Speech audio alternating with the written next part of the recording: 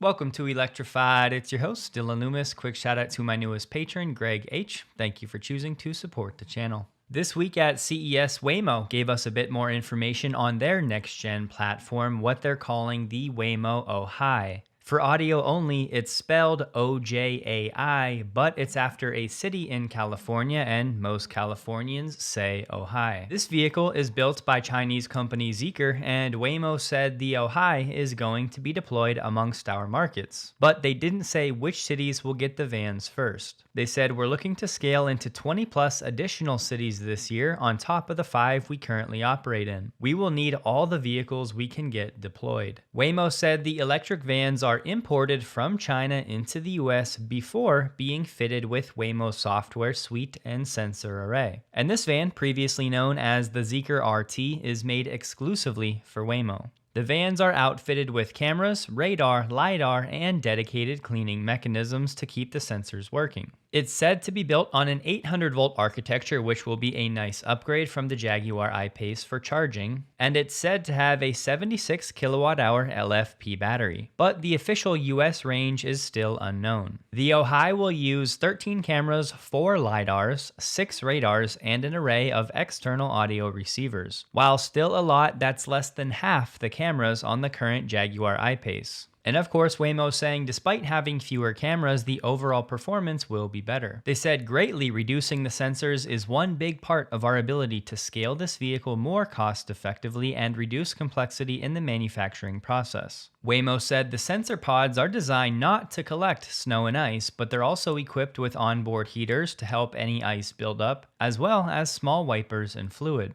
That keeps ice, road grime, and salt from blocking the sensors so the Waymo can continue operating even in bad weather. And they didn't give details, but they did clarify for now, although the Ojai is built in China, it will not be subject to the restrictions that keep Chinese EVs out of America, namely tariffs. I'm thinking that Waymo's getting around that because these vehicles are still for commercial use. They will not be sold to consumers. And I've seen other reports saying that Waymo is importing these vehicles as knockdown kits, so that avoids some of those protective measures. And we'll see what type of scale Waymo looks to get to with these Ojais, but don't forget they also have the Hyundai Ioniq 5 set to enter its fleet sometime later this year as well. Despite these two new platforms, Waymo still has about 1,000 more Jaguar I-Paces on order, and the current ones in the fleet still have thousands of miles left on their duty cycles before they're retired. So the Zeekr Ojai is built very similarly to the Zeekr Mix, and the latter is available to consumers with a rough starting price around $40,000 US. So there are certainly some differences, but once you factor in Waymo's sensor suite and all of its hardware, of course that will take the price much higher, but there is a world where Waymo gets these Zeekr Ojais onto the road for under $100,000. We don't have specific numbers, but we can be confident it'll be a better cost profile for Waymo than the Jaguar I-Pace. I do hope Waymo can get to profitability and can survive. It's just that to date, I haven't been confident they'd be able to do that. And I still think so much of Waymo's viability will boil down to how fast Tesla can roll out its solution. And at least so far, it just hasn't been as fast as many of us were expecting. And on that point, real quick, I did just want to officially say to all of you that I was wrong about Tesla's unsupervised timelines in Austin. And yes, it was just my best guess, but I take what I do very seriously and I try to keep expectations in line with reality. And I do try hard to understand the technology and to put all of the puzzle pieces together to figure out how things might unfold. And this time around, I was far too optimistic. So as always, I will do my best to be less wrong moving forward. And as always, thank you all for the grace along the way. Tailosive EV shared some images of Tesla validation vehicles with some interesting camera placements. These cars were charging in Los Gatos, and you'll see both on the Model Y and the Cybertruck they have cameras placed on the outside of the front bumper. And I'm sure many of us over the years have thought a camera would certainly make sense in that area, especially when the car is trying to creep forward. Now obviously with what we believe to be the LiDAR rigs on the roof, these are validation vehicles. But I just wanted to say, I think Tesla would know by now if it needed more cameras on the current fleet. And if it did, we would see a camera in these locations on the Cybercab, but that's not the case. So if I had to make another guess, I would not expect these camera placements on the current fleet. But I would say maybe if there was a future vehicle, a more SUV type that we didn't know about, maybe that vehicle would have a new camera set. But unfortunately, I still have my doubts that Tesla will continue to make vehicles that are not purpose-built for autonomy after the Roadster. All that to say, this was certainly an interesting find, but I personally would not get my hopes up for any sort of camera retrofit in these locations on the current fleet anytime soon. We definitely have to touch on this new all-solid-state battery from Donut Labs. First of all, the claims. They're saying 400 watt-hours per kilogram. For reference, a Tesla battery is in the neighborhood of 250 watt-hours per kilogram. And yes, of course, those numbers vary based on whether it's at the cell level or the pack level and whether it's LFP or NMC, but you get the rough idea. They're touting fast charging in 5 minutes from 0 to 100%. They're saying 100,000 cycles for the battery compared to high-end lithium batteries maxing out around 5,000 cycles. Of course, all solid state means no liquid electrolytes, and they're saying this battery operates from negative 30 degrees Celsius to 100 degrees Celsius. And they're also saying lower cost than lithium ion, designed for scalable production. And yes, at this point, you better be thinking it's too good to be true. But we have Donut Labs saying they're partnered with Verge Motorcycles to put this solid state battery in a motorcycle. Donut is also talking about a partnership with Watt EV where they're developing a lightweight EV skateboard platform using what Donut Labs is actually known for, making wheels that have electric motors in them. And they're saying all of this technology will come to market with delivery starting Q1 this year. From CES, these solid-state cells are about the size of a large smartphone, and they're very light. Donut said they'll be great for use in aerial drones. The current application combines the cells into bigger 5 kilowatt-hour power units, each about the size of a game console. 4 of those units are then loaded into the Verge TS Pro's chassis, where the motor usually lives on other bikes. But here's my main problem. Before this announcement, Donut Labs has had very little experience in the battery world. As far as I can tell, this company is primarily known for its in-wheel electric motors. So they work on things for that, inverters, the software, but when it comes to battery cells, that's not been what they're doing. But despite that, the company is saying that they're here now and that they waited to make this announcement until the technology was fully validated in vehicles operating on public roads. And yes, those vehicles are the Verge motorcycles. The company said more than 200 OEMs are currently engaged in the development and integration of its motor technology. So again, a lot of promises, not a lot of track record in the battery space, but I found this. October of this year, Donut Labs invested in a sustainable tech leader, Nordic Nano. And Nordic Nano had been working on solar energy, energy storage, and hydrogen production. But another problem I have is Donut Lab is a pretty new company, just about 2 years old, and they are raising money right now. They just did a seed round about 6 months ago. So where do I land after all of this? For now, of course, I'm going to remain skeptical. It's a CES announcement. It's a young company without any real track record in the battery space, one who's actively raising money and trying to bring their products to market. However, I think it should go without saying, if this proves to be real and they start shipping these all solid state batteries on these motorcycles in Q1, then at that point the narrative might start to shift a little bit, but we really don't have any lab testing, any scientific studies.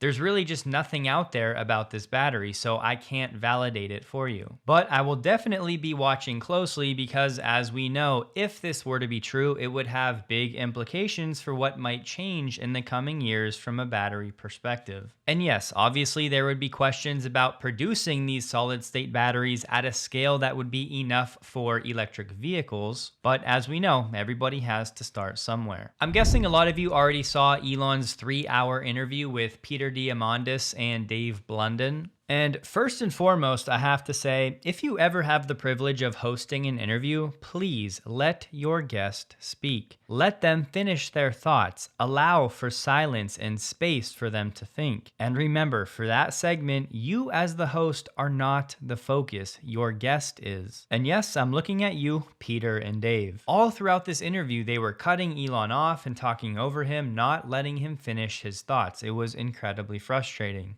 And I won't stay here long, I just want to add context to a few things, but Elon did say the Roadster will be the best of the last of the human-driven cars. He did not give a new update on the timeline for when we can expect the demo, so that means we're still hoping for April 1st-ish on that. Now, Elon did make a bet saying that Tesla would have a 2 nanometer chip fab in which Elon could smoke a cigar and eat a cheeseburger in the fab. Naturally, most people focus on the latter, but the real news there is the 2 nanometer fab. So Elon is not backing away from the Tesla Terafab. But if it's going to be a cutting edge 2 nanometer facility, there's a world where the capital outlay for Tesla ends up north of $10 to $20 billion just for this one fab. And I think the real signal here is what Elon is envisioning when it comes to the scale and what type of chips Tesla will need. Because of course, they have companies like TSMC and Samsung they can go get advanced chips from. Tesla already has the deal with Samsung where they're going to be collaborating to some degree on Samsung's new factory. But the way I see it, Elon is predicting a shortage of chips within the next 3 to 5 years. Because that's roughly how long it would take Tesla to actually get this fab up and running and into production. It would likely be 1 year of choosing a site and getting the permits and designing the building and the facility and then prepping the site. Then likely another year at least to build the factory, the shell, the exterior. Then of course you obviously have the utilities and the clean rooms that might be state of the art if Elon is really smoking a cigar and eating a cheeseburger in there. And Tesla would need to get its hands on the ASML lithography machines that are always in super high demand. And then once they have everything built out and set up, it would likely take another 1 to 2 years to start low-level test production and get to the point where the chips are ready and stable for production. So as we said before, if this comes to fruition, this really would be Tesla's biggest bet ever. And yes, of course, there's a chance Elon is just saying all of this publicly to put pressure on Samsung and TSMC to ramp up production. But Elon said again today, Terafab is needed. So there is a world where we get a groundbreaking of a Tesla Terafab sometime toward the end of this year. Well, we have Cortex 2 that's being built out. Yeah.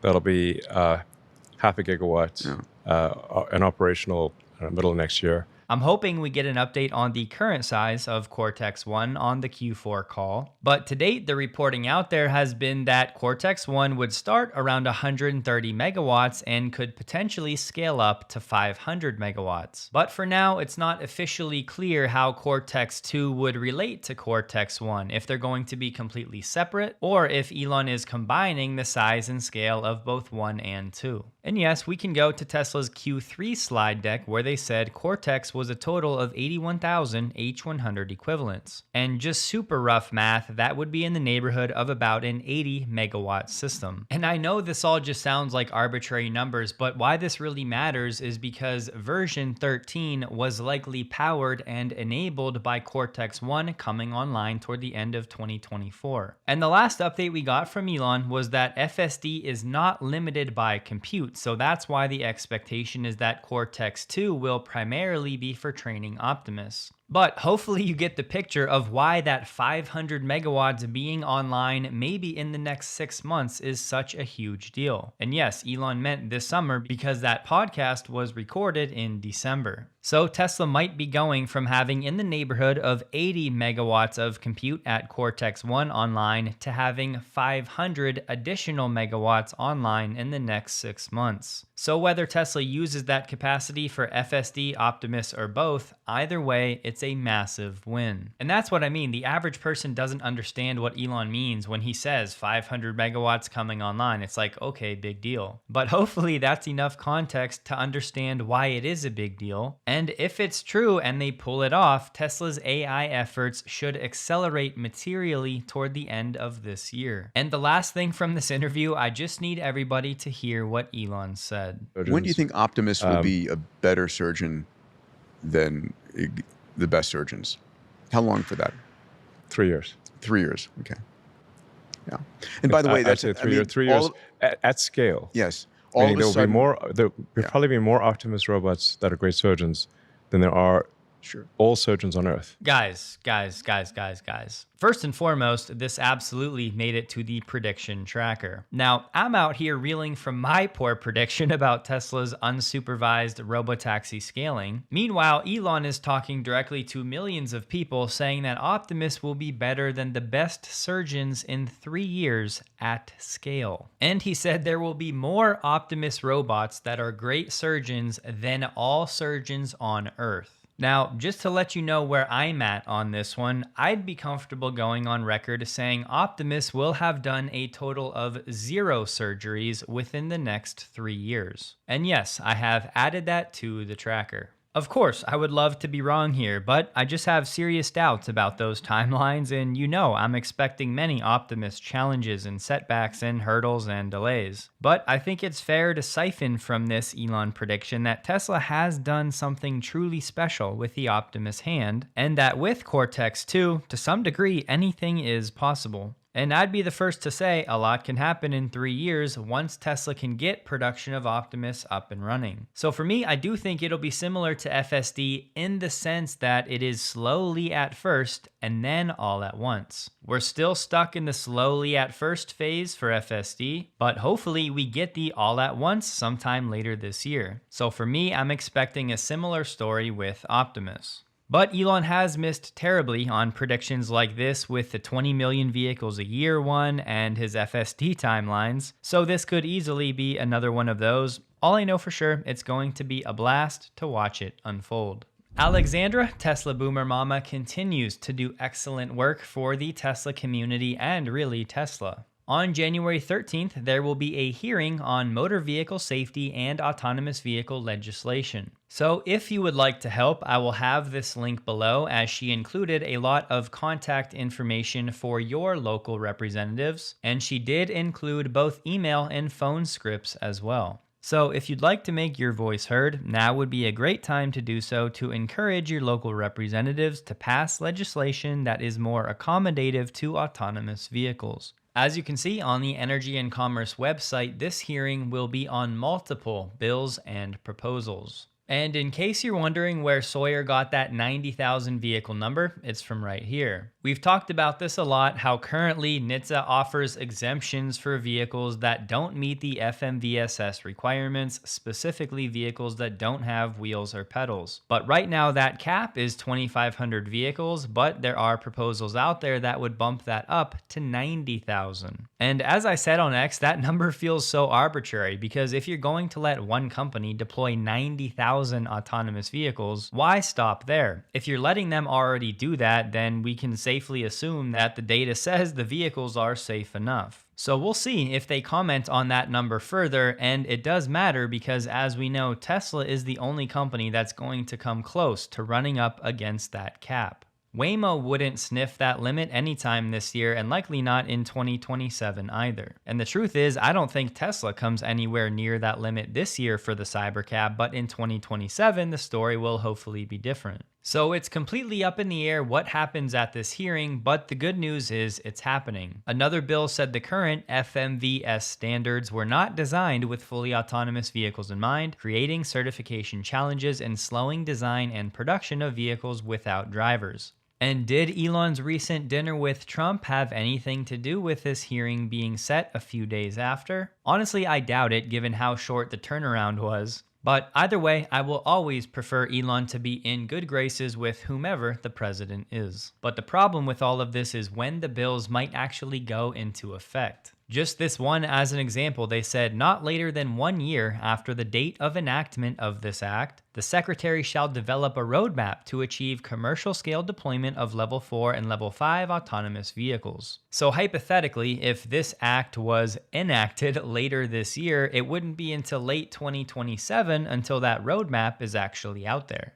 In terms of timelines, of course, it's nearly impossible to say, but I would say bullish scenario if everything goes swimmingly and the House approves one or some of these bills, then maybe a Senate bill could follow that up sometime in the summer. Then they'd have the back and forth, work out any remaining differences, and potentially get to a reconciliation sometime between July and August this year. Then on the other hand, if things don't go well and there's a lot of pushback, I think a more bearish scenario would be another 12 to 15 months, which would take us to roughly Q1 2027. But the good news is this is what we've all been waiting for, to hear an update on what's going on. We just want to know that everybody is working on it. And now the ball will be rolling a bit more publicly starting January 13th.